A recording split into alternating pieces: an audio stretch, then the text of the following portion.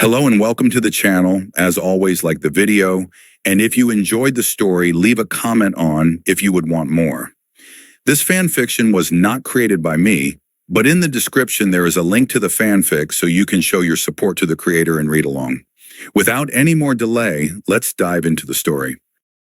Tezuna's house, Nami no Kuni. It was the day after Team 7 confronted Zabuza. A day after Naruto drove Zabuza back effortlessly and ignited suspicion in Kakashi's mind. Naruto sat at the shore of Wave Country, the wind ruffling his hair. He waited for sunrise and Kakashi with a calm look on his face. He had thought long and hard as to what to say to Kakashi and decided upon a course of action. Since the awakening of his previous life, he had given himself little time for self-introspection. He had created for himself an illusion of normalcy over the months, and his deceptive mask was beginning to seep into his true personality, as if remembering a previous life that to his life as the Yondaime Hokage would ever be normal.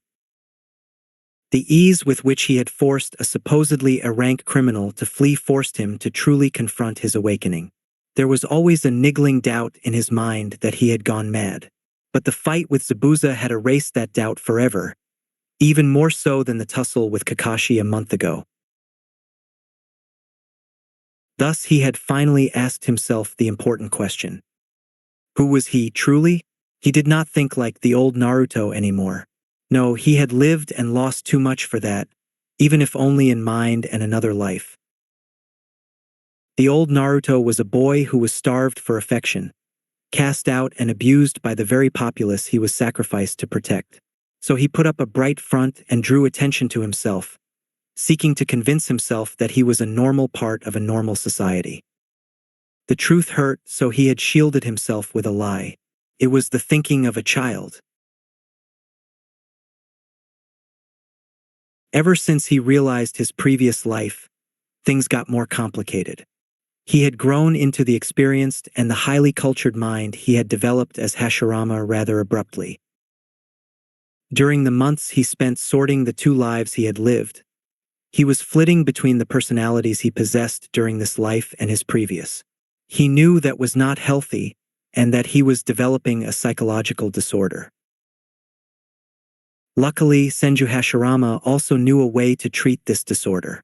He used to be the foremost medic of his age, after all, and had a working knowledge of psychology. Thus he had come here to the quiet shores of Nami to meditate and accept himself, to stop just using his life as Hashirama. He was here to become the person he used to be as Hashirama. Naruto's life was too melancholy to be dwelt upon. The scars, mental or physical, endured during childhood went deeper than those gained as an adult. They healed faster as well, but he was denied the innocent forgetfulness and forgiveness of a child. No, he was forced into the thinking and strength of his legendary previous life, and that had changed him in unexpected ways. Senju Hashirama, despite his life and losses, was extremely strong, both as a shinobi and as a man. He had taken all the challenges life threw at him with fortitude and cheerfulness, and he was extremely easygoing. He had refused to give in to the dark side of a shinobi, strongly remaining a beacon of solace and hope to the village he had founded.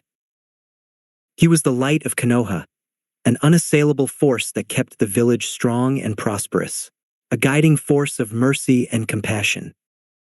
Naruto, on the other hand, knew little happiness during his childhood.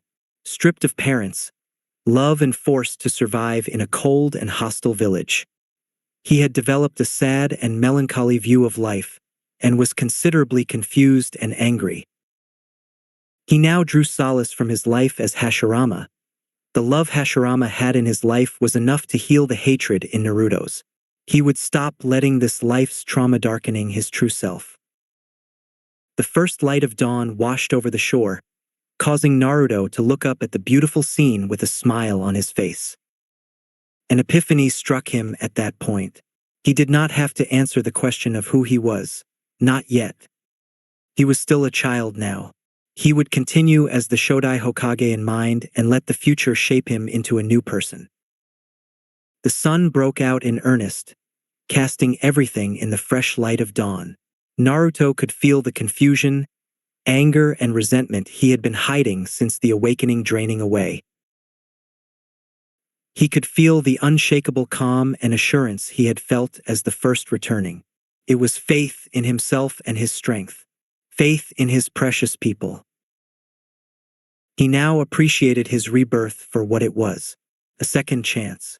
It was a second chance for him to protect what was precious to him, to lift Konoha back to its greatness, back to the village that held kindness and camaraderie, loyalty and faith above everything else.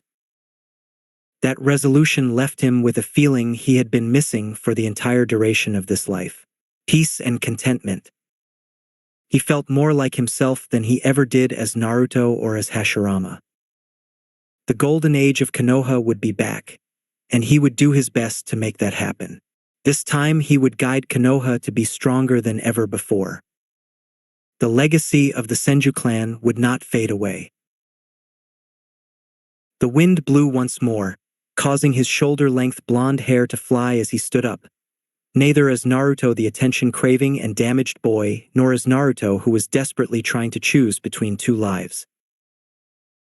No, he stood up as the reborn Shodai Hokage, who was tempered by the trauma of his second childhood. He was wiser for it, but not darker. He could sense a familiar chakra approaching him. It was time for him to tell Kakashi the truth. Trust had to be freely given, and he had come to the conclusion that Kakashi was a ninja who had the will of fire burning brightly within him. A shinobi worthy of his trust. Kakashi walked towards the place he had asked Naruto to meet him at. He had directed Sasuke and Sakura to do the tree climbing exercise, and left them to it. He knew that Naruto had extremely perfect chakra control. One could not perform those earth jutsu with just a single seal without that much control, even if one had a very strong affinity. Naruto was an enigma, and he would get his answers today. He would care for Naruto the way Minato had taken care of him. Kakashi made his way beside Naruto, who was calmly staring at the newly risen sun, and tapped him on the shoulder. "Well, Naruto?" Naruto turned to face him and Kakashi gave a gasp. Naruto had changed even more. His blazing forest green eyes had held compassion that should not be seen on any child. But now they held resolve as well, unearthly resolve. Those eyes at least were old. His face, though, was quite cheerful. He seemed to have thrown a great weight off his soul. He almost looked like Minato-sensei. "Hey, Kakashi-sensei. So you are here for answers, right? You want to know how I have changed so much?" Kakashi snorted, amused. "Yeah, that is why I am here. I'll keep your secrets as long as they are of no harm to Konoha. Oh, and don't bother to lie. I will be watching you closely with my Sharingan." "Cool. Don't worry, Kakashi-sensei. I won't lie." Kakashi nodded. "So, right?" Naruto sat down with crossed legs, a thoughtful look on his face. He cast out his senses for intruders and found just two people sufficiently far from their position. Just as a precaution, he put up a very powerful silencing barrier. "You do know of the botched ceiling, I believe?" Kakashi stared wide-eyed. "You know of Kyuubi? How is that possible? Who told you?" Naruto waved his hand unconcernedly. "I met the fox and he told me everything about the ceiling. Except for the fourth's mistake. Neither he nor I know what happened then." "You met the Kyuubi? You must be careful, Naruto. That thing is pure evil." Naruto snorted. "No, not really. It is just a bored immortal fox with a great deal of power on its hands. Even I will die eventually and it will be free one day, so it can wait. A century means nothing to the bijou, you know?" Kakashi just stared. "Anyway, I know that Yondaime was my father, and Uzumaki Kushina is my mother." Naruto looked at him meaningfully. Kakashi sighed. "I did not expect this day to come so soon. Yes, my sensei the Yondaime was your father, and your mother is alive. She did not abandon you, by the way. She loved you too much for that. But you must ask the Sandaime for details, though, as I have no idea why she left. Naruto was happy. His mother had not left him callously. He would definitely grill Hiruzen for answers, though. That is a relief to hear. I would have forgiven her anyway. Family is too precious to throw away so easily, is it not? Kakashi looked at him in wonder. You are no child, Naruto, nor are you a mere genin. Tell me, who are you? Naruto was laughing. You hit the nail right on its head, Kakashi-sensei. I will tell you, don't worry. Anyway, the mistake during the sealing had awakened something in me that is impossible for any soul to awaken. It is truly the Shinigami's gift to me. Kakashi looked serious. What did you awaken? It did not happen until a few months ago, when my old sensory abilities manifested stronger than ever. Has to do with the absorption of my Uzumaki chakra, I guess. Naruto started mumbling theories. His tangential thought process was cut off by Kakashi's sharp voice. What do you mean, your old sensory abilities, Naruto? Just what did you awaken? Naruto looked Kakashi in the eyes. Watch closely, Kakashi-sensei. You will not believe what I say without me showing you. Naruto turned to the opposing shore, which was just visible. Tezuna's half-complete bridge lay far to their left. He gazed at the bridge, calculating and visualizing. He turned back to the opposite shore and gathered his chakra. Kakashi looked on as chakra exploded from Naruto once more. A massive amount. How could a boy of 13 release so much chakra and not even blink? He waited for Naruto to do something. He saw Naruto perform the serpent seal, and he could see chakra being molded in an unfamiliar way with his Sharingan. Was it an earth jutsu again? Mokuto ni jutsu, mokusai no kibona hasi. A great rumbling sound was heard and the waters of the sea were churning as if something was trying to come out. What did come out caused Kakashi to nearly faint. A massive bridge made entirely of wood rose from the sea, identical in every way to Tezuna's. It spanned from Nami to the mainland in a straight line, and it was monstrous in size. It was about half again as large as Tezuna's bridge. Kakashi pinched himself hard, convinced he had lost it. No, the bridge had not disappeared. He flared his chakra to a high and then... Ki, he yelled, sending out a huge blast of chakra. Naruto face-palmed. Convinced he was not under a genjutsu, Kakashi stared at the wooden bridge reverently.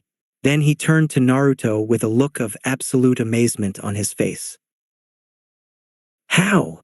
He asked, his voice shaking. You asked me twice what I had awakened, Kakashi-sensei. The answer is, I awakened memories of my previous life and became that person recently, with a few changes of course. Kakashi had a look of dawning realization on his face, but still observed Naruto with his Sharingan blazing. I was and am Senju Hashirama, one of Konoha's founders and its Yondaime Hokage. Kakashi did faint this time. Momoichi Zabuza had just woken up groggily, and the first thing he saw was Gato's unpleasant face leering at him. Woken up, have you, demon of the bloody mist? Haku appeared in front of Gato and released his killer intent, causing Gato to fall down to his knees. He let up a moment later. Leave. Scum like you don't even deserve to lick the feet of Zabuza-sama. Gato scowled as well. Make sure you get the job done, or else. Zabuza turned to Gato slowly. The blonde boy is very strong. He and Kakashi together cannot be defeated by just me and Haku. You will need to reinforce us with more shinobi. And where am I to get more shinobi? It was hard enough to get hold of you too. Missing nin are tough to find. Zabuza said weakly. I will send a message to one of my previous acquaintances. He is strong enough to get the job done providing you pay him well, Gato. Haku just looked worried. But Gato ignored her and looked directly at Zabuza. And who is this ninja you have so much faith in? Zabuza closed his eyes, preparing once more to rest. Hashigaki Kisame. Sasuke had just finished with the tree climbing exercise and was quietly eating his breakfast with Sakura. Eating alongside them were Tsunami, Tezuna's daughter, and Inari, her son. The door opened to allow Kakashi and Naruto inside. Sasuke threw a glance in their direction and was startled. Something had evidently changed between sensei and student. Where Kakashi used to look at Naruto with pride and appreciation, he now gave Naruto a look full of respect, awe, and reverence. This did not go unnoticed by Sakura either. What happened, Kakashi-sensei? Sakura asked. Kakashi glanced at them and his expression changed to his usual bored face. Things happened, he said listlessly. Sasuke gave his trademark response, "Chen." Sakura looked at Naruto. Why were you not there for training, Naruto? The tree climbing exercise? I already know it, Sakura-chan, Naruto said cheerfully. Sakura was about to retort, but remembered Naruto's exploits at the bridge again. He would probably know the exercise at that. Inari suddenly spoke up. Why do you all bother, anyway? Gato is going to kill you all. He is too strong for anybody. The shinobi all gave him a deadpan little shrimp, looked unnerved by their silent glares. Why are you all looking at me like that? You have no idea how strong Gato is. You have no idea what we have suffered. Sasuke looked disgusted at that statement. Sakura looked irritated, and Kakashi just went back to his reading. Naruto had sympathy on his face as he looked at the kid. We have all suffered, child. More than you can possibly imagine. Don't worry, Inari. You will soon see something that will restore your faith. All of you will, Naruto said, looking at all of the family of three with satisfaction. What do you mean? Tezuna asked. Naruto looked at Sasuke and Sakura as well. Come with me to the bridge, will you? You will see something remarkable. Sasuke snorted. What are you talking about? Naruto just looked overexcited now. Come on! And he appeared behind his teammates and started dragging them off, ignoring their vehement complaints. Kakashi just smiled at Tezuna and his family. He is right. You will see something that will stay with you the rest of your lives. Tezuna shrugged and followed Naruto along with his family. Inari just looked pissed, as did Sasuke as they walked behind Naruto and Kakashi towards the bridge which was coming into sight. Naruto just laughed at their identical expression. They reached the bridge entrance after a 15-minute walk.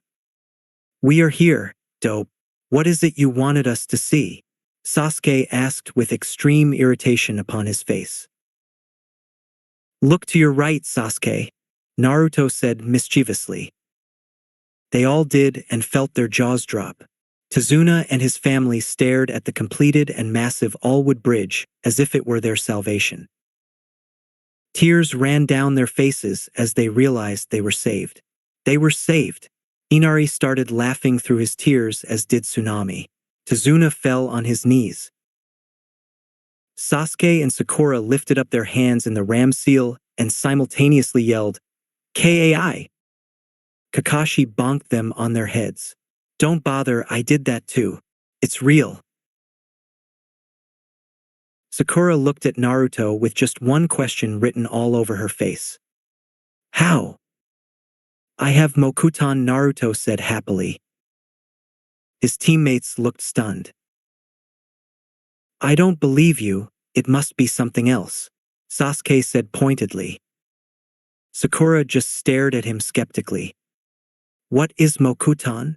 Tezuna asked curiously. getting over his astonishment over seeing the wooden bridge.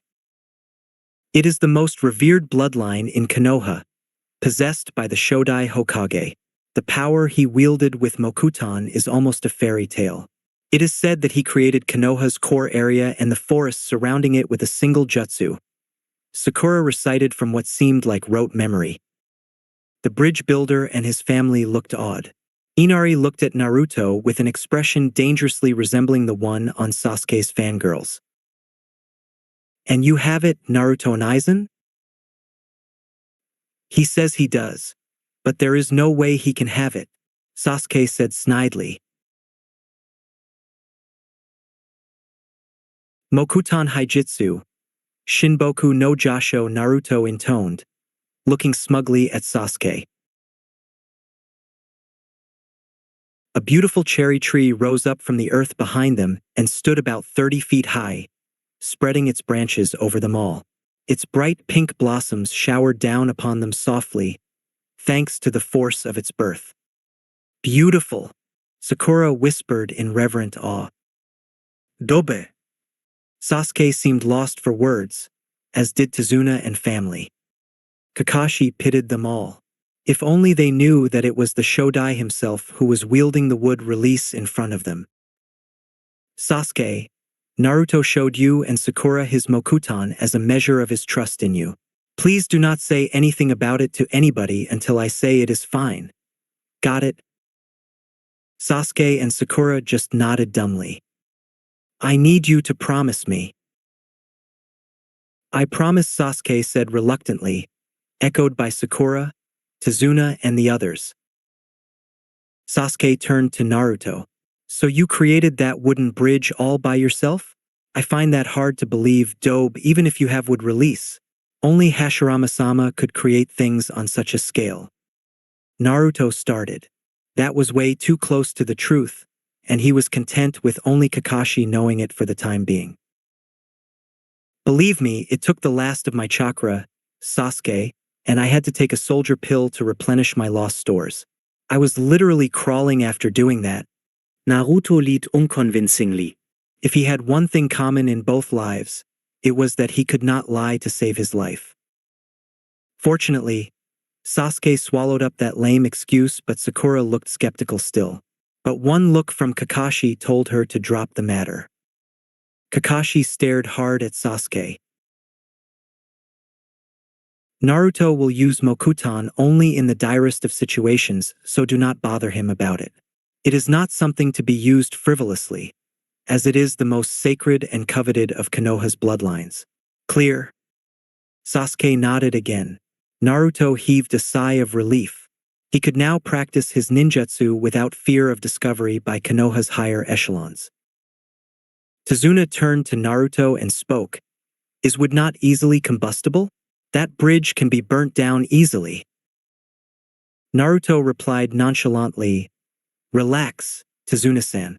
That bridge is as durable as stone and about as combustible. So you need not worry about it."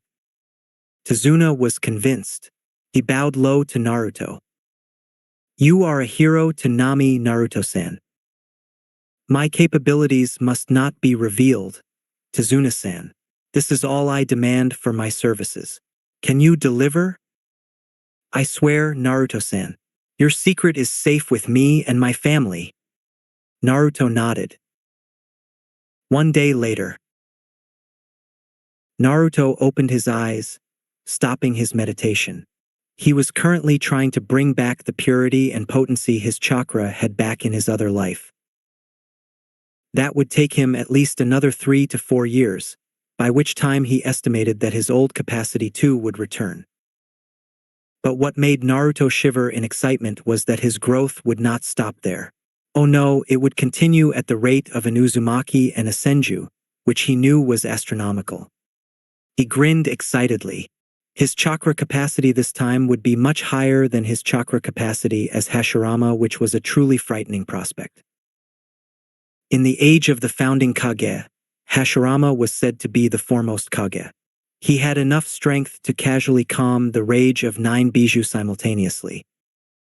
They called him the strongest shinobi to exist since the Rikudu Sannin. That strength multiplied by 2, even by 3. This time, he would have the strength to protect his precious ones and his village. Take that, Madara, the child in him proclaimed, which was pretty much all of him. He did used to be called frivolous and childish by the entire Senju clan. His trip to his happy place was interrupted by a bonk on his head. Turning indignantly, he saw the emo face of his teammate, Uchiha Sasuke. "Dobe, can I talk to you for a second?" Sasuke queried with a constipated look on his face. Naruto looked closely at him. He seemed to be in discomfort. "Bowel problems?" the medic in him asked with concern. Sasuke looked ready to kill him. A light bulb flashed in his head. That's why he looks like that. Not easy to let go of your pride. Sasuke? Sasuke seemed to have calmed down. "Can you tell me how you move so fast in a battle? I know it is a ninjutsu. What is it called?" Naruto looked at him in interest. "A polite Sasuke?" "Team, it is called the Shunshin no Jutsu. Yes, you can use it too. But to use it like I do with just one seal requires absolute mastery of chakra control, or to dedicate a lot of time to the Shunshin itself. Why do you ask?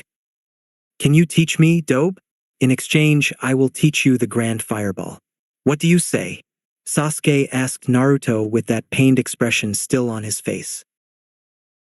Naruto stared at Sasuke. The child was able to fight down his own pride, Uchiha pride stoked by the village for years. If he kept up this attitude, he would become strong indeed. One sensing of Sasuke's emotions told Naruto that he was sincere, even if reluctant. He had never bothered with Kitan himself, as mastery over Doton and Suiton was enough for him. This was perfect. This was the way to engender long-lasting camaraderie, not by some impromptu test. He made a mistake with that test, really. So he decided, teaching Sasuke and learning from him would be great training for the team. He would rope Sakura in as well, and teach her how to use that excellent chakra control of hers. "I agree, Sasuke. I will teach you Shunshin in exchange for your fire technique. Let's get Sakura. I have a few ideas for her as well." The two of them trotted off, a tentative new bond forming between them. Naruto was quite happy inside. Sasuke was the first friend he had made in this life. Even the experience and maturity of him being Hashirama reborn did not fill the void left by lack of friends. It intensified it, actually. Hashirama had thrived on friendship, love, and loyalty. Resolve filled Naruto. "I will make him a powerful shinobi." 3 days later. Naruto looked at Sasuke with satisfaction. The Uchiha could now perform a Shunshin with the proper hand seal sequence. He was quite slow with it by his standards, but it would do. Sakura had also progressed well with Genjutsu. Naruto was considering teaching her how to augment her strength with chakra, seeing she had good control. She even had good enough control to be a good medic. But time was lacking before Gato attacked them, tried to destroy the bridge or both. Presumably, he would go recruit much more powerful ninja.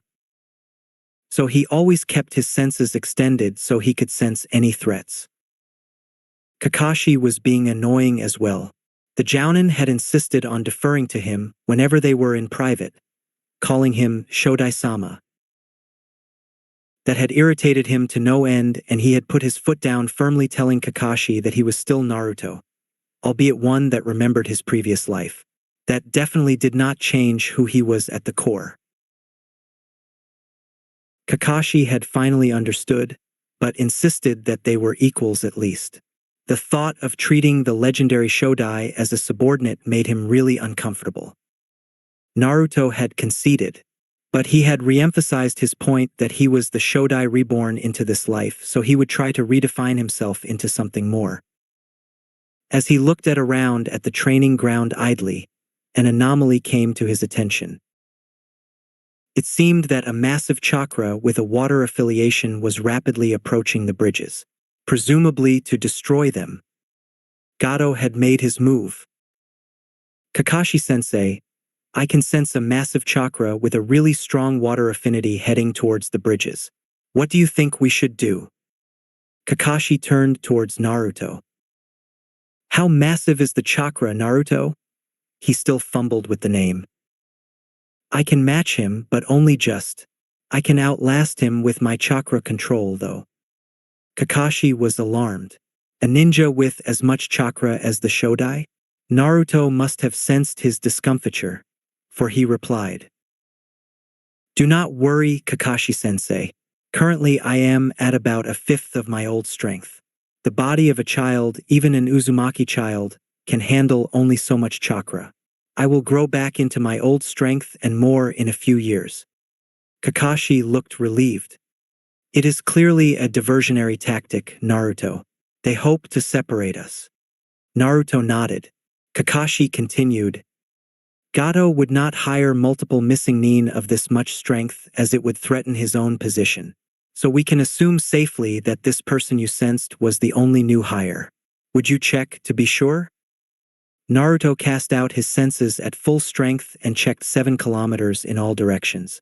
Except for the one he had sensed, there was no one else notable. Just the one. Kakashi started thinking aloud again. We can assume 2 things. One, Gato's base is at least more than 7 kilometers from here, as you could not sense Zabuza. Naruto agreed with him. And secondly, we can now be 100% sure that Gato has hired only one missing nin. How do you figure that? Naruto asked curiously. Zabuza knows that you are a sensory type, but he has no way of knowing your extraordinary range. The strongest sensor in the 7 swordsmen had a range of 3 kilometers, so Zabuza would have assumed that much as well. So if you could sense no one at full strength, it means that there is indeed no one, as the enemy will have underestimated your sensing range. Naruto gave Kakashi a look of respect and nodded. A great jounin indeed. I can tell you one last thing, though. The one rushing towards the bridge is probably one of Zabuza's acquaintances, as Gato does not have his fingers deep in the shinobi missing nin world. Yet, Kakashi looked towards his other 2 students. Go on, Naruto prodded. Sakura and Sasuke had by now finished their training and were walking leisurely towards them. By your description of his massive chakra and strong water affinity, it is most likely Hashigaki Kisame. Naruto looked intrigued. Can you tell me more about him? I only know that he has so much chakra that he is dubbed the tailless-tailed beast, and he possesses the great sword Samahata, which consumes the chakra of its opponents. So it would be better if you go and deal with him, while I stay here and defend Tazuna-san. Naruto understood. Kakashi had proved himself as worthy of his reputation once again.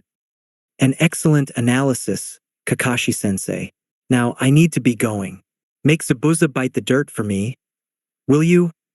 Kakashi chuckled and nodded. Naruto disappeared with a shunshin. Where is he going? Sakura asked. Kakashi turned to them. Gato has made his move. Zabuza and his accomplice will most likely attack here. So get ready. Sakura and Sasuke looked excited and nodded. Kakashi directed them to begin evacuating Tazuna and family to a safe place so they could fight the enemy unhindered. Naruto appeared on the bridge he had raised with a series of fast shunshin. A figure awaited him on the water a good distance from the bridge. He appeared before the ninja with another shunshin. In both his lives, he had never come across an odd specimen like him. Naruto contained his impulse to just start laughing out. He was blue-skinned and looked like a shark taken human form. Oh, and he wore a black cloak with red clouds stitched upon it with a porcupine-like sword slung across his shoulder. He again sensed the abundant chakra oozing from the man and saw that his earlier estimates were right. The chakra of the swordsman felt unrefined and unsubtle but was full of raw power. You look ridiculous, Naruto voiced his thoughts. This man was obviously a jutsu powerhouse. It would be a close fight. The man scowled. You are the brat Zabuza told me to be wary of? You don't look like much to me, just a short, snotty Konoha genin. Scram, brat. I have a bridge to destroy. Naruto was a little irritated at the jab to his height. He could not use Shunshin too much in this fight, as he would need all his chakra at his command at any instant. He released his chakra in an explosion of silver, causing the water to spiral around him agitatedly. His opponent grinned and released his chakra as well to much the same effect. The two steadily continued pumping more chakra into the air.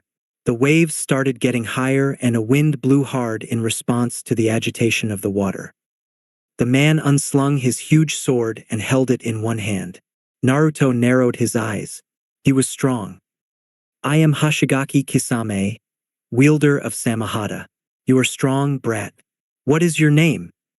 Naruto smiled, settling into the opening stance of the nature fist. I'm Uzumaki Naruto, genin of Konoha. He disappeared with a burst of speed and attacked Kisame with a kick which was blocked nonchalantly with Samahata. This ninja was good. Naruto grinned. This would be a great fight. Flaring his chakra even more, he started fighting Kisame in earnest, the graceful power of the nature fist matched by the masterful kenjutsu of Kisame. Shockwaves emanated from wherever they met, causing water to fly everywhere in violent waves. Naruto was unleashing more and more strength in his blows, and Kisame seemed to be blocking them all with some effort. Naruto flared his chakra even more, his blazing green eyes settling on Kisame's fish-like ones. Kisame had unwrapped the bindings on Samahata and held it towards Naruto. They both disappeared once more and met with a resounding impact, causing water to fly outwards in a huge circular wave. Kisame grinned as the unwrapped Samahata absorbed the monstrous impact of Naruto's strike. Naruto sagged suddenly and looked at Samahata in realization. Samahata likes chakra, brat. Allow me to feed it with yours. But Samahata suddenly started coughing as it started going limp. Naruto wanted to laugh as he saw the sword acting sick. The stupid thing had taken in a healthy dose of his nature chakra. Looks like Samahata has a bad case of indigestion. Kisame, Naruto said, laughing. Kisame looked incensed and flew back a good distance and started going through hand seals rapidly. Suetun, Bakusue Shoha, Kisame yelled. A humongous water wave rose from the sea and hurtled towards Naruto, seeking to crush him. Naruto too gathered chakra and held out his hands in the tiger seal. Suetun, Suijin Hiki, he responded. A massive water wall rose up to absorb the impact of the wave, rendering Kisame's jutsu useless. Kisame stared at Naruto with a raised eyebrow as the water settled down. A jutsu like that with a single seal? Not bad. Brat, you have a very strong affinity to water, I see. But Tobirama's was always a bit stronger, he thought nostalgically, watching Kisame clap his hand palms together and slam one hand on the water surface. Suetun, Gasho Kuzame. 5 ferocious sharks shot towards Naruto from his palm. A cool jutsu, thought Naruto absently as he felt a large spike in Kakashi's and Sasuke's anger. His heart skipped a beat. He could no longer sense Sakura's chakra. He had to finish this fast. He held out the dragon seal and yelled out his jutsu. Suetun, Mizu no Yuzu o Kakadai. A huge whirlpool whose diameter spanned a third of the entire length of his bridge started forming around Naruto rapidly, so powerful that it even exposed a bit of the ocean floor deep beneath him. Kisame's sharks were snuffed out of existence like little gnats, and the whirlpool kept on expanding ominously towards Kisame, who was retreating hastily and prepared to counter with his own jutsu. Naruto heard a tremendous explosion behind him, but paid little attention to it. Naruto abruptly released his jutsu, causing the water of the sea to roll around chaotically, generating powerful currents. He used the distraction to catch Kisame in his genjutsu. Kokwanjio no Jutsu. Kisame suddenly flailed around blindly, caught in a genjutsu of absolute swirling darkness. He flared his chakra continuously in massive pulses, trying to break out in vain. Naruto held too firm, though, pouring most of his chakra into the Bringer of Darkness technique.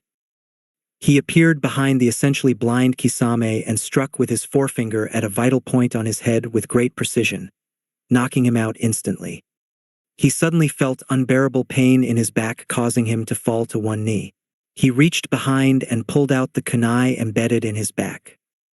Blood flowed down his back. The wound was quite deep. His spine was nicked, and only pain tolerance built over decades allowed him to think clearly. He looked up and saw a young man wearing a black cloak stitched with red clouds in the process of slinging Kisame on his back. He routed pure medical chakra towards his injury and healed himself almost instantly, and stood up. The young man had turned to leave. As if a wound like that could keep him down. Sharingan. The young man had a Sharingan. No deeper sensing told him that he possessed the Manjikyu as well, and that it was used frequently. Uchiha Itachi, Naruto said calmly. This youngster was a real enigma. He could wait a bit to talk, as he could sense that his teammates had ended their fight. A face closely resembling Sasuke's, check. Manjikyu Sharingan most likely obtained from clan slaughter, check. The man turned around abruptly, his eyes widening at the sound of the boy who he thought was seriously injured. I thought I had neutralized you, Naruto-kun, Itachi said, his stoic face expertly hiding his emotions. You seem to be making a habit of killing unwary people, Uchiha Itachi, Naruto said, silver chakra exploding from him again. The Kyuubi healed you, I assume. Let him believe that. A reasonable assumption. You are a real prodigy to have escaped my sensory perception so thoroughly. Good job, Naruto said admiringly. Itachi did not acknowledge that in any way. He studied Naruto carefully with his Sharingan. You are very strong to have defeated Kisame, Naruto-kun. He was not really giving it his all, but I can see that you weren't either. Naruto's expression became cheerful, his silver chakra receding. Yeah, that was a good fight. Tell Kisame that it was fun. Itachi did not respond except to raise his eyebrow and disappear. He surveyed the damage wrought by his fight with Kisame. The trees along the coastline were all destroyed. He could repair that, no problem. He turned around completely and saw something that made his jaw drop and eyes bug out. He had destroyed the bridge he had so dramatically created with his own jutsu. That whirlpool he used against Kisame had churned his bridge to pieces. He would be the laughingstock of Team 7. He really felt like going somewhere private and banging his head repeatedly on a wall. He should have made the wood of the bridge a little more chakra resistant, he thought sadly. But that would have aroused suspicions among shinobi that a Mokuton user walked the lands again. It would completely destroy the rumors Kakashi had planted about his multiple shadow clones building a bridge in 2 days. Deciding to forget this embarrassment, he shined quickly towards Tezuna's house. He had been relieved when he had faintly felt Sakura's life force. He could heal almost any injury except death. A week later, a fully recuperated Team 7 waved one last time to the people of Nami, Tezuna and family at the forefront of the huge group, and began walking back to Konoha contentedly. Tezuna's bridge was complete. Naruto had refused to rebuild his wood bridge, saying that the hope of Nami had to be created by its people alone. Thus they had named the bridge after Team 7, all their names engraved upon its arch.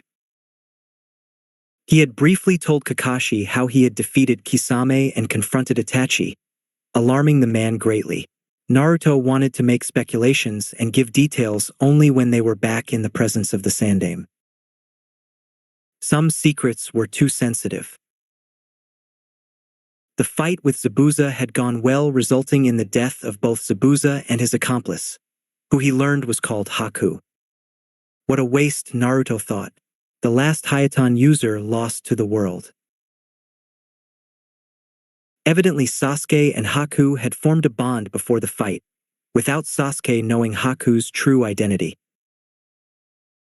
When Sakura was put into a near-death state by a masked Haku, Sasuke had awakened his Sharingan and engaged Haku.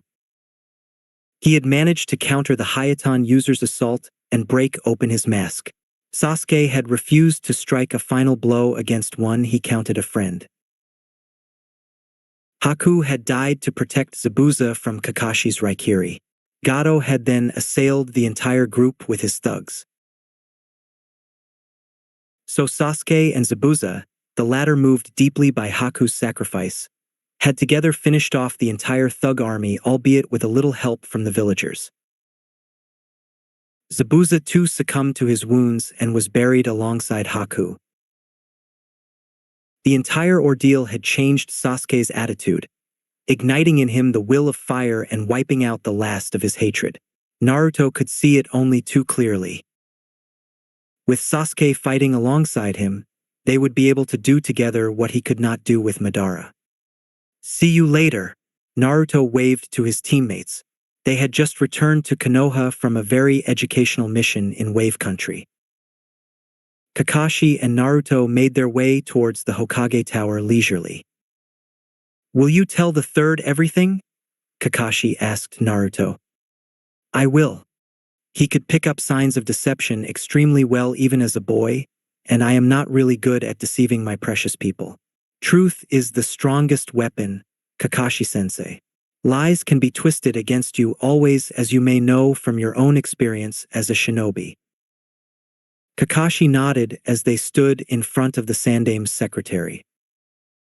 "We are here to report the success of our mission to the third," Kakashi stated lazily. The secretary gave her customary dirty glance to Naruto and went to find out if the third was free. "Doesn't it bother you, the way you are treated in the village?" Kakashi asked Naruto regretfully. He had to have been there for the boy, but it was impossible. The village had needed every ninja on call to recover from the Kyuubi attack, and Naruto would have been as good as neglected in Kakashi's home. "Not really.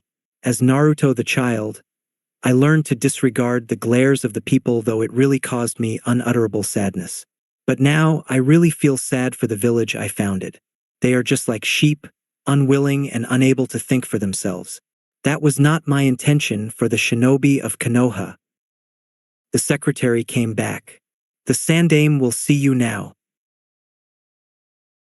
Naruto followed Kakashi into the office of the third Hokage. The more Naruto saw this place, the more he felt the change Konoha had undergone.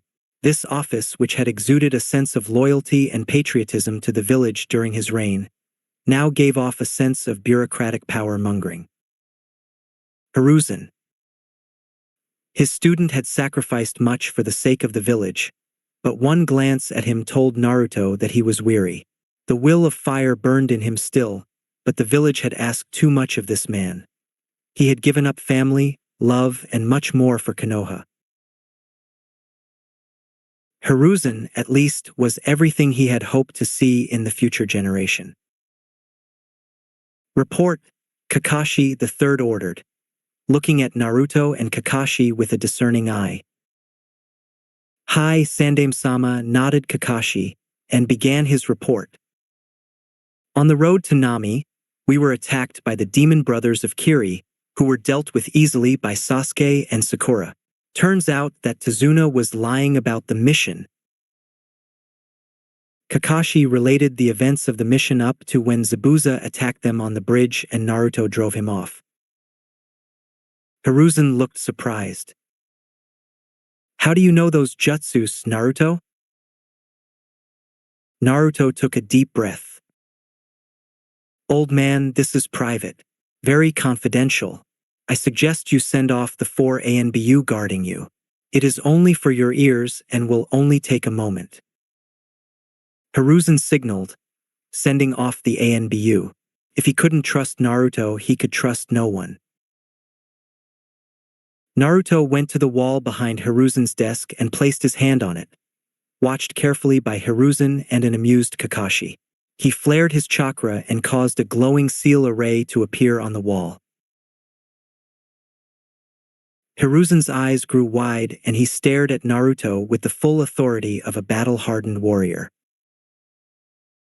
How can you know the existence of those seals, Naruto? How can you use them?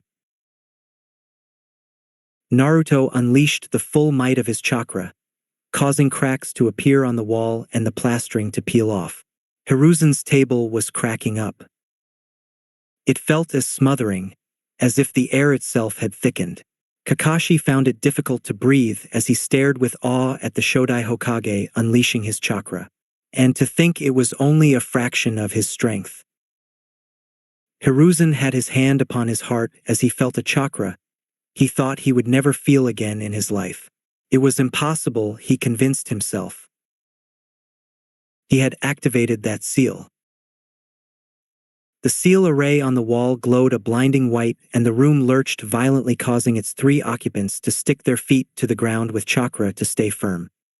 The light receded and Naruto turned to look at Hiruzen with an expression of compassion and pride on his face. It is safe to talk. Hiruzen stared hard at Naruto, disbelief written clearly upon his face. How is this possible? You should not even know of that seal's existence. No one should, except the Hokage. Naruto smiled. I will answer you, Sandaime. When the mistake happened with the sealing of the Kyuubi into my infant body dash. How do you know of the Kyuubi? Hiruzen asked, alarmed. I know about my parents too. As I said to Kakashi, I spoke to the Kyuubi. Please, Sandaime, listen to the rest. Hiruzen nodded, withholding his turbulent emotions at the sudden onslaught of information. Go on, I will withhold my questions for now. The mistake awakened a new aspect for me. I found myself remembering my previous life, old man. That should be impossible, but it happened. I think you can deduce the rest, can't you? Naruto said, looking at the wondrous realization blooming on the Hokage's face. Hashirama-sama? Hiruzen asked with a hushed voice, his eyes shining. Naruto looked at Hiruzen with happiness and nodded. I am him, but I am Naruto as well. I think you can appreciate the merging of my 2 lives better than anyone, as you knew me intimately in both lives.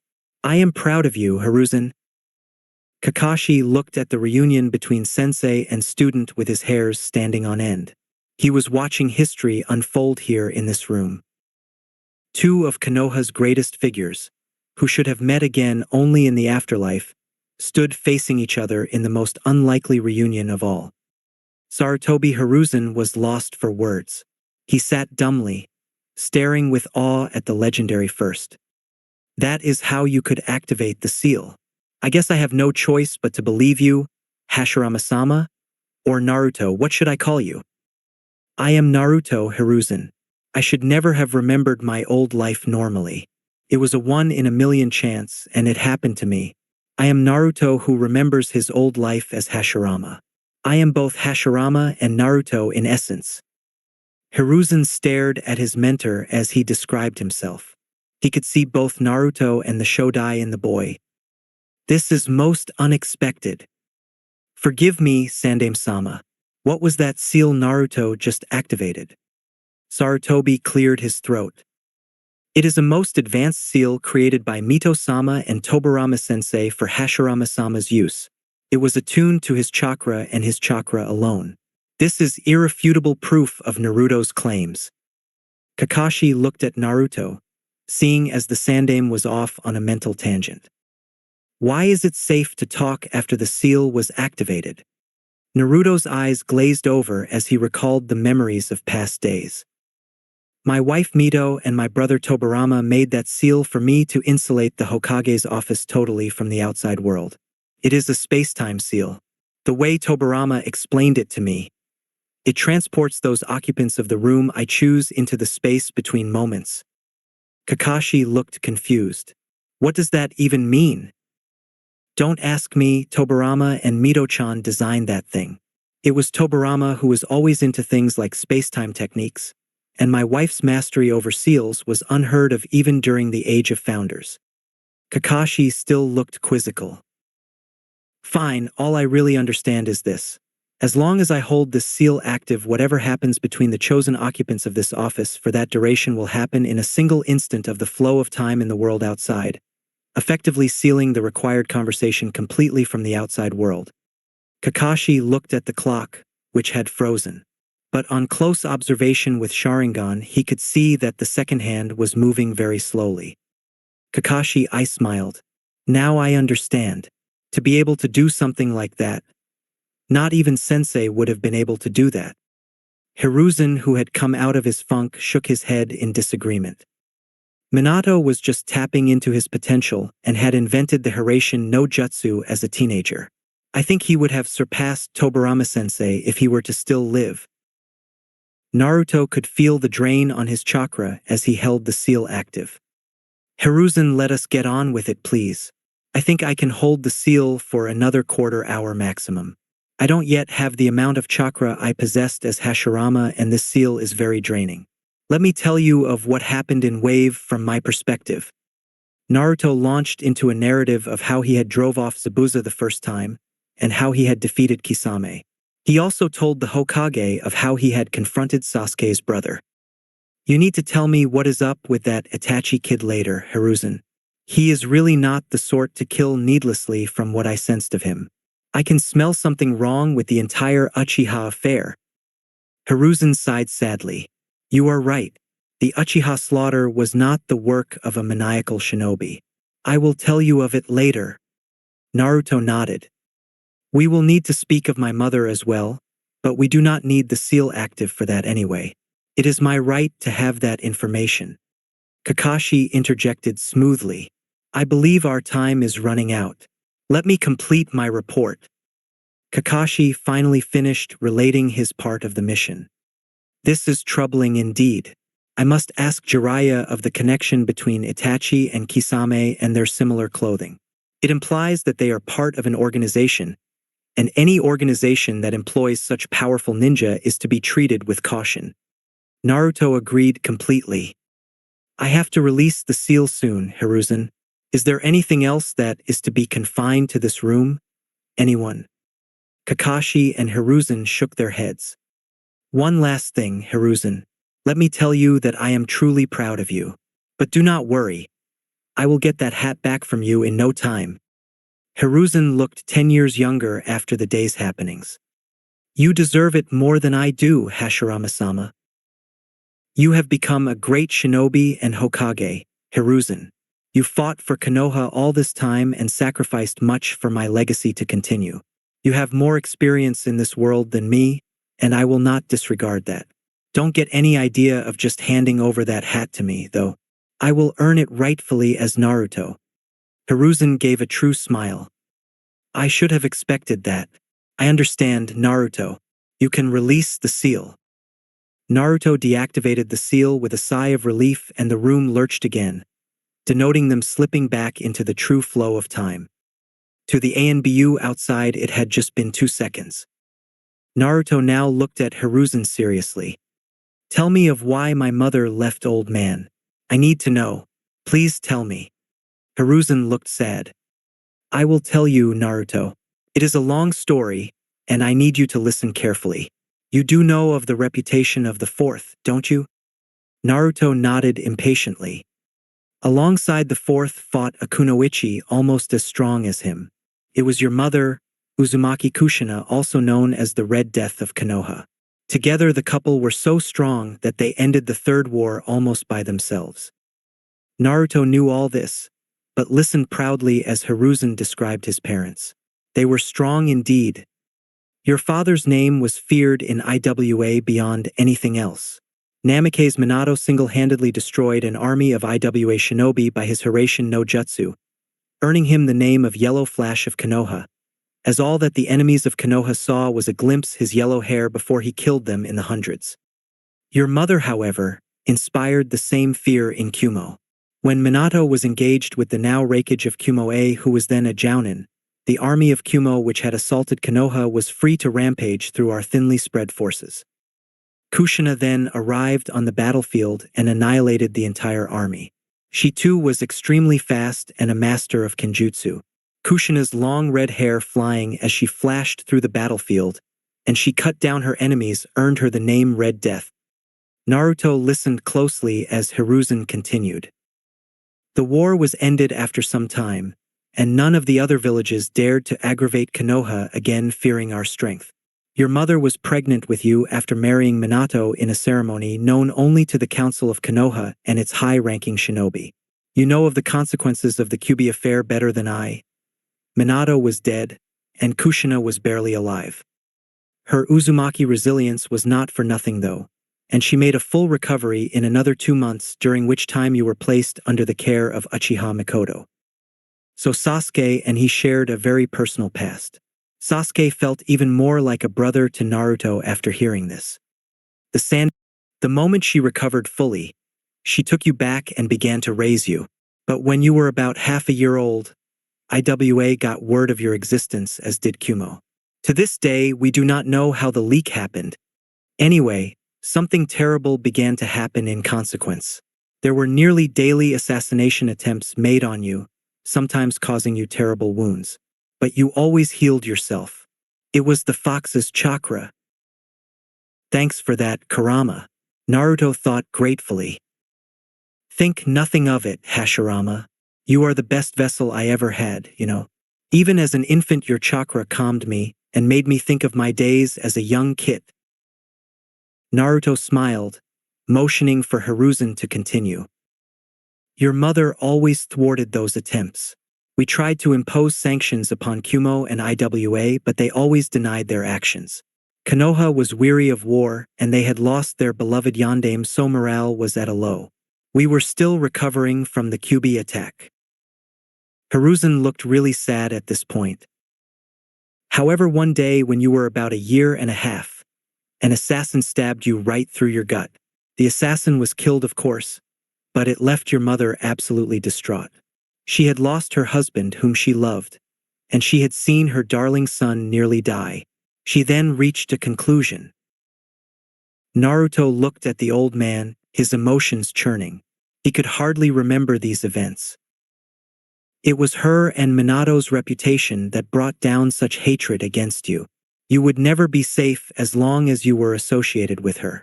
She had too many enemies, so she came to me with a plan.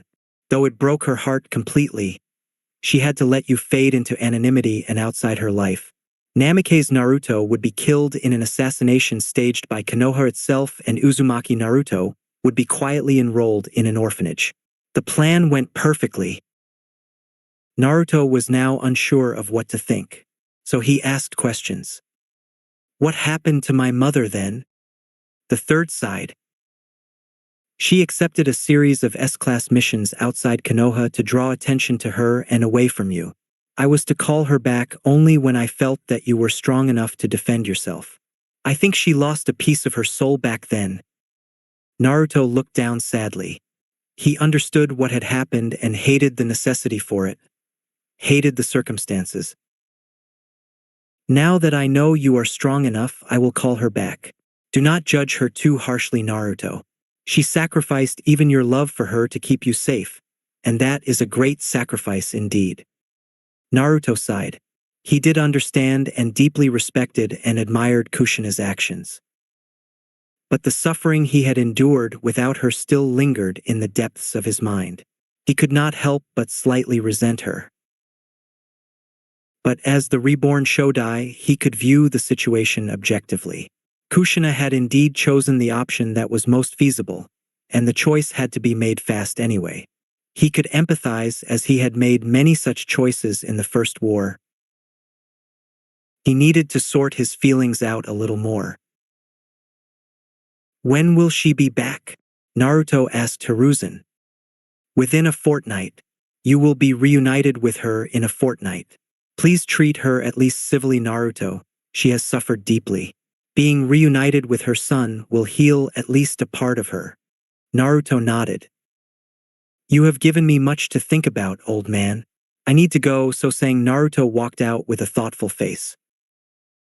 Kakashi looked at Sandaime. He will be far greater than even the Shodai Hokage. Won't he, Hiruzen-sama? Hiruzen smiled brightly. He will indeed. 3 days later, Naruto walked leisurely with Sakura and Sasuke. They had just been told by Kakashi that they were nominated for the Chunin exams and could make the choice whether or not to compete. All of them had decided to say yes. They were to come to the academy tomorrow where the first test would be administered. He had thought hard on the issue of his mother and decided that she was a great kunoichi and mother. Anyway, he felt no real need for a parental figure now, so what resentment he would feel at her was lessened. He would wait to meet her and then see. He felt a tug on his consciousness. What, Kurama? Hashirama, I definitely feel the presence of at least one bijou. There might be another as well. I think it has to do with how well they are sealed. The one I sensed for sure is the Ichibi no Shikaku. Be careful. Naruto flared his senses and could clearly feel the presence of Shikaku's Jinchuriki just around the corner. The chakra of the container felt too chaotic to him, so he could conclude only one thing. The container was losing his sanity. He assumed it was due to a weak sealing method. He suddenly felt a spike of the container's bloodlust. They would damage nothing in Konoha on his watch. Thanks for the advice, Kurama. He turned to his teammates. I sense trouble in the next street. Foreign ninja. Do you want to come with me? We might meet some of the competition early. They nodded. The three of them walked purposefully towards the source of the commotion and saw what looked like a clown bullying a kid. A kid that Naruto recognized as Hiruzen's grandson, Konohamaru. He walked towards the clown and called out to him. What do you want? Said the clown in what was meant to be an intimidating tone. Let the kid go, my friend. That is the Yondaime Hokage's grandson you are so busily bullying. It is not considered polite for visiting ninja to assault the relatives of the village's Kage. Is it? Naruto said calmly. The blonde girl turned to the clown. Kankuro, let the kid go. Imagine what would happen if Gaara finds us fooling around. The clown called Kankuro gave an involuntary shiver. His face then hardened. All right, Tamarid, I will let the kid go if he begs for my forgiveness. Naruto looked at the boy exasperatedly. Sasuke stepped up and performed a fast series of hand seals. Sunsin no Jutsu. He disappeared, and only appeared on the other side some distance from the group, holding Konohamaru, who he set back on the ground. Kankuru's and Tamari's eyes bugged out. The kid was fast. Naruto could sense the Jinchuriki of Shikaku within their proximity. Obviously, he was trying to hide, suppressing his chakra as much as possible. That would not work on sensory-type ninja. Come out. Ichibi no Jinchuriki, Naruto said, looking directly at Gaara's hiding spot. Tamari and Kankuro turned pale. The blonde knew Gaara's secret. This put the entire plan at jeopardy. They had to inform Baki-sensei of this development as soon as possible. Naruto could sense the anxiety and tension of the two in front of him. It was not normal. Either these two feared the mistreatment of their teammate, or it was something else. A red-headed kid with bags under his eyes appeared in front of Naruto. He studied the blonde for a bit and turned to his teammates. You have disgraced Tsunagakure by your actions. Kankuro. Now come both of you, we are leaving. But Gaara-Kankuro opened his mouth and stopped when killing intent flooded the entire street. Shut up or I'll kill you. Kankuro shut his mouth after that. What is your name? Asked Sasuke. Who, me? Tamari said bashfully. The dark-haired boy was very attractive, as was the blonde. But there was something about the blonde that transcended them all, something different. Even Gaara felt that. No, the one with the gourd, Sasuke clarified. I am Sabaku no Gaara. I am interested in learning your names as well. He looked at Sasuke and Naruto. Uchiha Sasuke. Uzumaki Naruto. I look forward to fighting you. Mother thirsts for your blood. Uchiha. And yours as well, Uzumaki. She craves yours, said Gaara ominously before leaving with his teammates. Sakura went to Konohamaru to confirm if he was all right, to which the boy nodded. The honored grandson then started ranting about Sasuke's and Naruto's awesomeness. It was obvious to Naruto that the kid was starting to idolize Team 7. Shikaku made his Jinchuriki think he was his mother? What happened to that raccoon? He was always a little on the loose side, but this is too much even for him. Kurama sniggered. Naruto, though, was a strange mix of emotions. He wanted to help his fellow Jinchuriki, but could not do that as Shikaku would immediately recognize him as Hashirama. He could hardly let his secret out so easily. The poor kid would have to control the bijou himself, which meant he had to realize love and conquer hatred. That would be tough for him from what he saw. It would be nigh impossible with the Shikaku passing himself off as the kid's mother, of all things. He started laughing out loud at that, joined by Kurama in his mind, causing Sasuke and Sakura to look at him strangely. "What's wrong with you, Dobe?" "Nothing, Sasuke. I need to go and train. See you tomorrow at the academy for the first round." Still laughing quietly to themselves, Bijou and Jinchuriki made their way back home. Naruto sat happily on a seat in his beloved ramen shop, Ichiraku Ramen Bar. He was currently in the process of scarfing down his 11th bowl of the precious dish. Ayam turned to him and asked, "You really have to stop eating so much, Naruto. It's not good for you, you know. I bet that if I stab you right now with my fork, you will bleed ramen soup." Naruto did not reply and began to stuff his mouth with his 12th bowl of the dish. He had definitely not lost his love for ramen after his awakening. Oh no, it had definitely increased. "Do you really have to stuff yourself like that?" came a female voice to his right. Glancing, he saw two blonde females eating ramen sedately. Both had strong chakras, one with Raitun and the other with both Raitun and Keton. They both seemed to be mildly irritated. The chakra of the one who had spoken to him felt familiar in a strange sort of way. He sensed deeper. "Matatabi!" came the hugely surprised voice of Kurama. Naruto started. What was it with all these Jinchuriki popping up in Konoha at the same time? He looked at the nearby Jinchuriki. "Who are you?" "I am Ni Yujito, and this is Samui. We are Kunoichi from Kumogakure here for the Chunin exams along with our other team member, Omoi." "I am Uzumaki Naruto." Naruto introduced himself. Samui just waved at him. Naruto waved back at her enthusiastically and focused on Yujito. "You are special, aren't you, Yujito-san?" Yujito narrowed her eyes at him. "You too are special, Naruto-san." "A sensory type, are you?" Naruto asked her, surprised. "So are you. Let us walk together." "Samui, I am out," Yujito said, her teammate. Naruto and Yujito walked out of the ramen shop, Naruto waving goodbye to Ayam. "Nice to meet you, nearby Jinchuriki." Naruto greeted her, looking at her properly. She was quite pretty, not that he was attracted to her. Her chakra felt extremely strong, filled with pure power that was beyond most humans. A Jinchuriki in control of her bijou.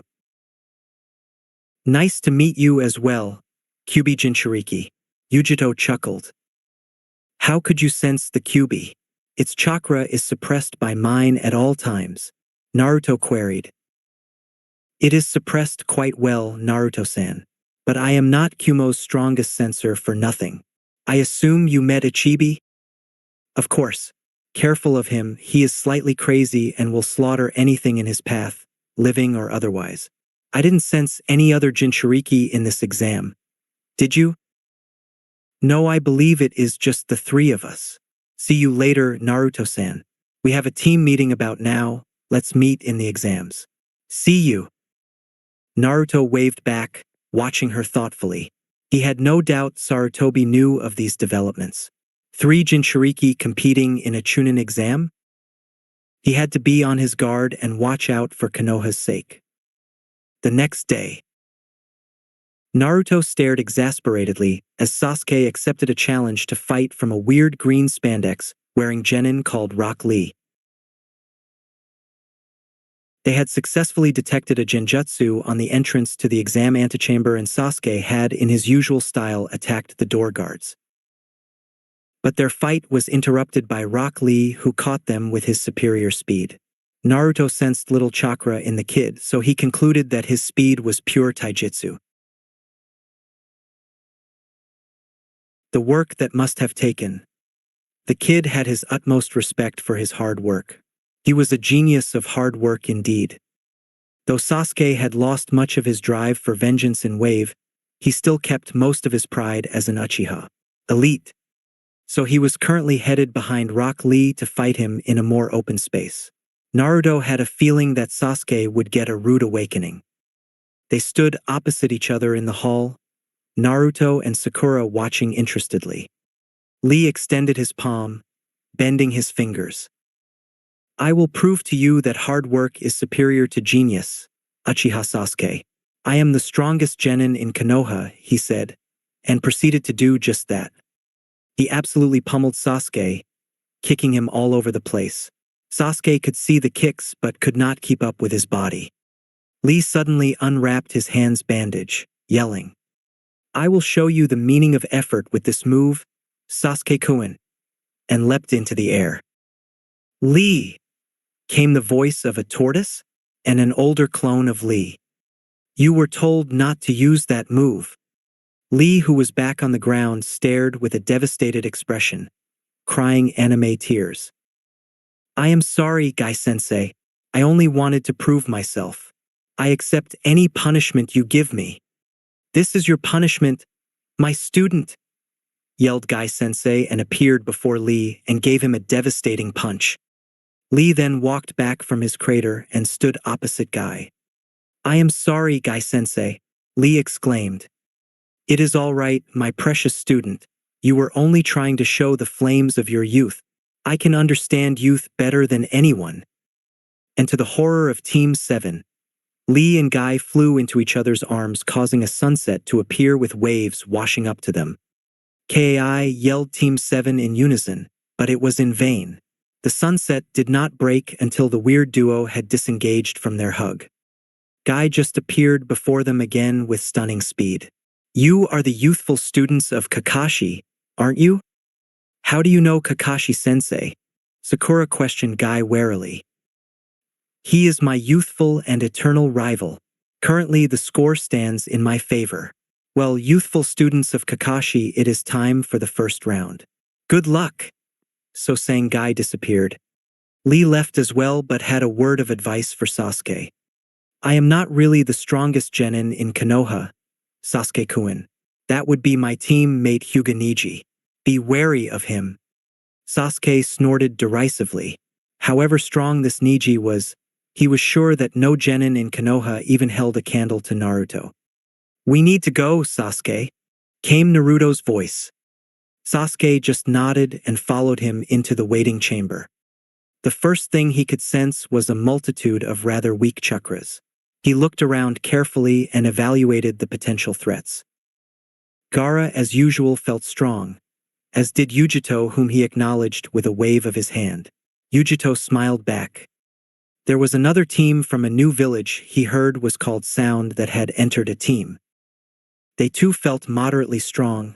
Their emotions felt dark as well. But one person truly caught his attention. An unassuming genin wearing a Konoha headband was quietly rearranging a deck of cards. This person was actively suppressing his chakra, but he could not escape from Naruto's acute sensory capabilities. This genin felt of deception, and he had at least Jounin-level chakra. Naruto leisurely walked towards him. "Hey there, who are you and what are those cards about?" The genin smiled at him, but it felt all wrong to Naruto. "I am Yakushi Kabuto, and I am a genin of Konoha. I have taken these exams 7 times and have gathered information on the competition in these Nin-info cards. Would you like any information on your opposition? Uzumaki Naruto." Naruto smiled pleasantly and shook his head, but Sasuke queried, I would like information on Gaara of the Sand, Yujito ni, Rock Lee, and Hyuga Niji. You even know their names? That will make this easy. Gaara, yes. 10 B ranks and 30 C ranks. Not even a scratch on him, and has strong ninjutsu. Everybody's eyes widened. Ni Yujito, great taijutsu, powerful ninjutsu, a kunoichi to watch out for. Her mission stats are unknown. Naruto looked at Yujito curiously. The nearby Jinchuriki winked at him. Finally, we have Hyuga Niji and Rock Lee both on Team Guy. 33 D rank and 5 C rank missions completed. Rock Lee is a powerful taijutsu specialist, ninjutsu unknown. Hyuga Niji is a known prodigy of the Juken style and a strong competitor. Naruto just glanced at them all. They were all quite powerful for Genin. He could feel killer intent coming from the team from sound. Playtime is over. Now it is time for the first round of the Chunin exams. Brats, follow me. Came the gruff voice of a burly scar-faced examiner who gave off an air of extreme intimidation. They nervously followed Scarface into a spacious hall full of desks. I am Marino Ibiki. First round will be a written round. You need to answer at least one question to pass, and there will be 9 questions. At the end of the examination, there will also be a 10th question, the rules for which will be defined on the spot. The genin just stared at him, surprised at the strange rules. There will be observers for this test, and if you are caught more than 5 times, you will be disqualified. Clear? They all nodded. Then let us get started. Naruto stared at their newest proctor, a kunoichi named Mitarashi Anko, who was passing around waivers of death for the genin to sign. They were to enter the forest of death with a scroll and survive there for 3 days. Their objective was to get a scroll, heaven or earth, to complete their set. With both scrolls, they were to head for the tower to complete the test. Great, I get to see what has happened to my forest. The first exam was quite innovative, really. Ibiki had put together a good information gathering test, as the questions were all well above genin level. He had cleverly planted a few Chunin test takers from whom the genin were expected to gather information. The ways of gathering information too really surprised him. He of course could answer all the questions. They were too simple to him. Sasuke had predictably used Sharingan, the Hyuga their Byakugan, and Sakura of course actually knew the answers to the questions. Gaara though had used an innovative trick. He made an eye out of sand to spy on the others. That left him impressed. The Jinchuriki was good. Ibiki had ended their party though, asking if they were confident enough to take the 10th question. Those who answered the question wrong would never be Chunin, he said. Those who left right then would have a shot next year. To Naruto it was obvious that it was a test of confidence, so he stayed right where he was. Most of the competitors had stayed too. Ibiki then ended the test abruptly, saying they had all passed. Apparently, the question he had asked just then was the mysterious 10th question, and the remaining had all proved that they were worthy of continuing with their conviction in remaining. Putting off thoughts of the first exam, he glanced at Mitarashi Anko. This kunoichi's chakra felt essentially the same as Kabuto's. That was intriguing. What was the connection between those two? His attention was occupied suddenly by Akusa Kunoichi, who handed Anko back her dagger. Her chakra felt full of malice. What was more, her chakra felt a bit like his own. Just what was such a shinobi doing in the Chunin exams? She easily had Kage-level chakra. No, that was no normal genin, and she seemed to be shooting unhealthy glances at Sasuke. They would need to be careful with that kunoichi. She was a real danger, unlike these other children. Be careful of that Kusa kunoichi, Sasuke. She seems really strong. Sasuke turned to him and nodded discreetly. Sakura just looked intimidated. All right, brats. It is time for you to begin. Enter the forest through your designated gates. Now, Anko yelled. They shot through their designated gates, entering the forest in rapid blurs. Naruto signaled them to stop after about half an hour of traveling. We are deep enough into the forest and we really need a plan. What do you say we do? Sakura spoke. I say we follow the river.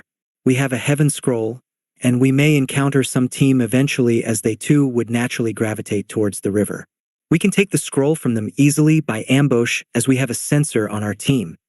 An excellent plan, Sasuke said, nodding to Sakura, causing her to blush.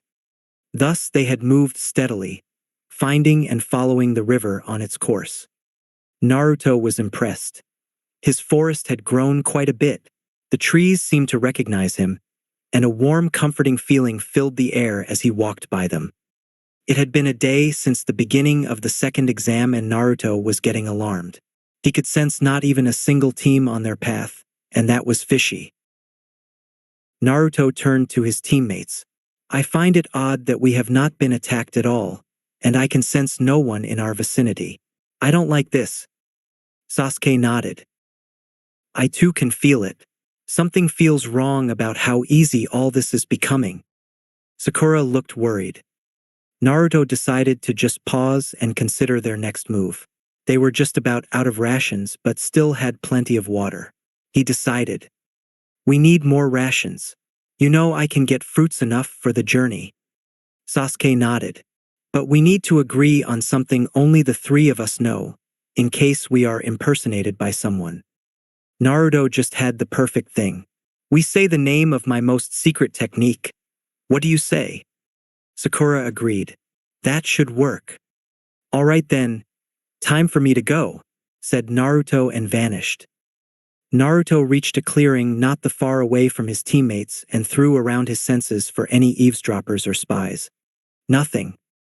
Mokutan. Ringo no ki no Taito. A good-sized apple tree with luscious apples rose up from the earth, causing Naruto to grin. A well-placed punch later, Naruto was happily collecting dozens of apples that fell on the ground. This would do for the remaining duration of their stay. His Mokutan was truly powerful, be it to heal or to destroy. His senses suddenly perked up. Heading towards him was a good-sized chakra that felt distinctly slimy. It did not feel even remotely human, so it had to be a summons. Naruto put aside his sack and awaited the hostile summons that was about to attack him. Sure enough, he heard something crashing through the trees in front of him. He waited patiently. With a thunderous crash, the summons broke through the trees in front of him and lunged. Naruto avoided easily enough with a well-timed Shunshin no Jutsu. He examined the huge snake in front of him. There were only 2 recorded snake summoners. One was Mitarashi Anko, the crazy proctor, and the second. Oh no. The snake Sannin Orochimaru was here. The only reason he would bother to send a snake against him was to separate him from Sasuke and Sakura. Damn, he knew there was something about that Kusa ninja. Sure enough, he felt Sasuke's absolute fear and Sakura's numbness. He must be attacking them even now. He had to get there and stop the Sannin as soon as possible, but first. Doton, Yomi Numa. A deep swamp formed beneath the snake and swallowed it up easily. He dimly heard Sasuke scream. His anger skyrocketed, and he began radiating his chakra as he ran to Sasuke's aid with a series of Shunshin. What he saw disgusted him. Sakura was paralyzed with fear and Orochimaru was retracting his elongated neck from Sasuke's where he had bitten him. Naruto calmed himself and appeared behind Sasuke. Placing the first 2 fingers of his right hand, he felt for Sasuke's chakra. It was corrupted. He could see a seal forming on Sasuke's neck, and it was faintly red in color. He was no seal master even if he was adequately proficient in the sealing arts. Sasuke's ailment required attention and care, neither of which he had now. A makeshift solution had to do for now. Kukukuku. Thus enters a new player. I thought I had you with that snake I had sent. Naruto-kun, Orochimaru said, amused. Naruto paid no attention to the slimy Sannin as he stabilized Sasuke with medical chakra. Orochimaru just watched interestedly, making no move to stop him. Sasuke was breathing much easier. Now to take care of that troublesome seal. Naruto gathered up his chakra to his fingertips, forming 5 kanji characters for sealing.